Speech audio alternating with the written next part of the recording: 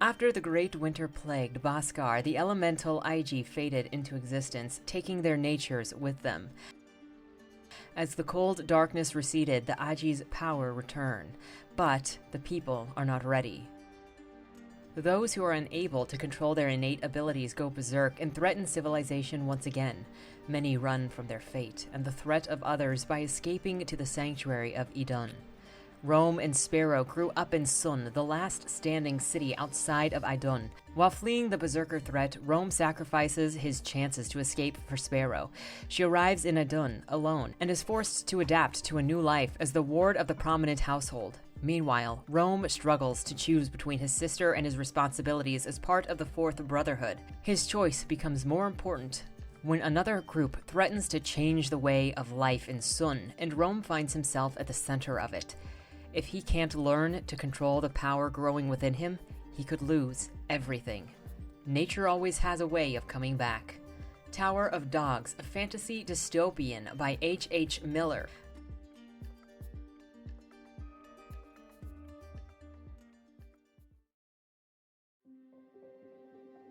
A vengeful blind drug dealer and his psoriasis-stricken minion discover redemption and acceptance after encountering real evil and consequences of its will to power.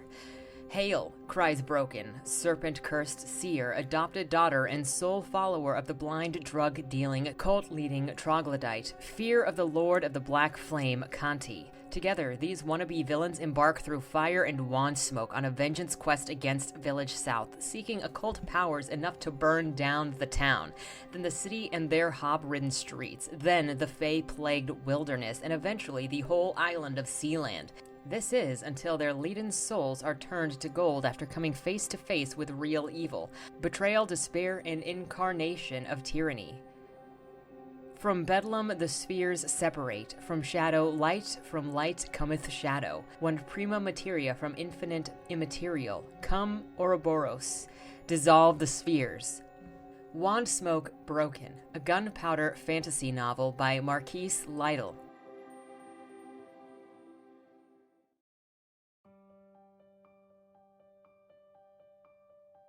An operative once tasked with world disaster has become a soldier in the garden, but can he remain a gardener when he becomes the suspect of the world's most important manhunt in modern history?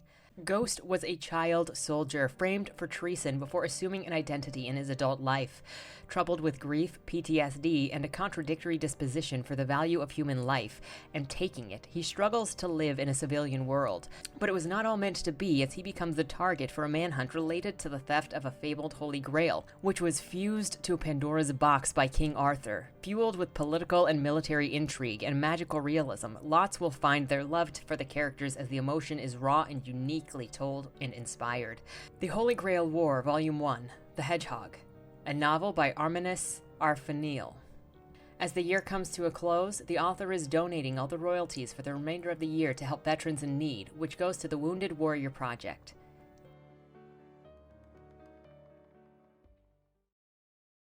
From the dark recesses of Peter Kelly's mind comes Only a Fool Sleeps in the Shadows of a Camel's Back, 25 short stories and 2 poems that will have you buckled with laughter 1 minute and wanting to scrub your eyeballs clean with sandpaper the next.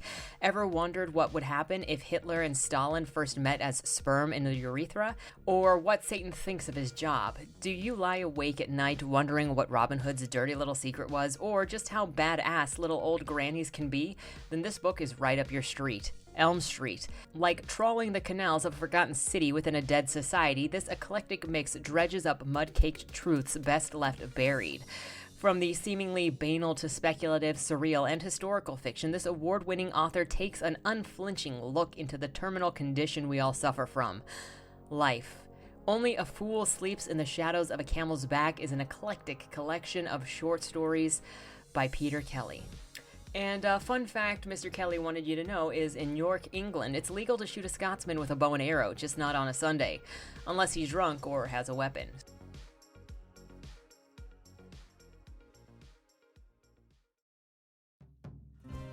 Kristy Pearson was just another girl from Calgary.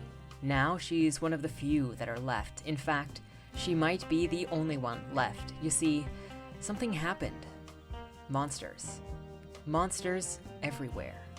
Having survived for a year, she stumbles upon a group of survivors. Will they take her in? How long will they survive? And if they do all survive, for how long? The Horrors of Kristy Pearson's Childhood is a serial of short stories aimed at middle-grade audiences. She struggles to find her voice in a dying world. Let's just hope that her voice comes in more handy for more than a few last words. The Horrors of Kristy Pearson's Childhood, a middle-grade horror novel by Ken Wells.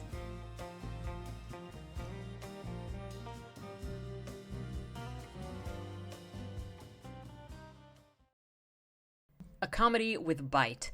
Young Robin, unable to get laid, decides to join the army and kill people instead. Robin goes on a crusade serving as lowly archer. The mission?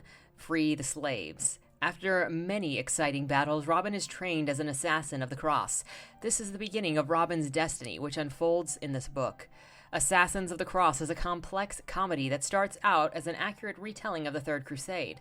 It has an undercurrent of sarcasm that simmers and froths before it explodes in your face.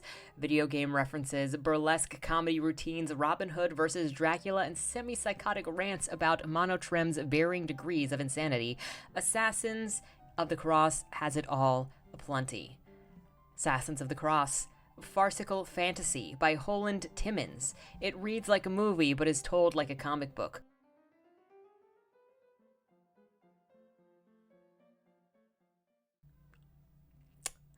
And with those books delivered, I hope you've got a great read for the end of the year, the start of next year, and I will see you on the other side. Don't die.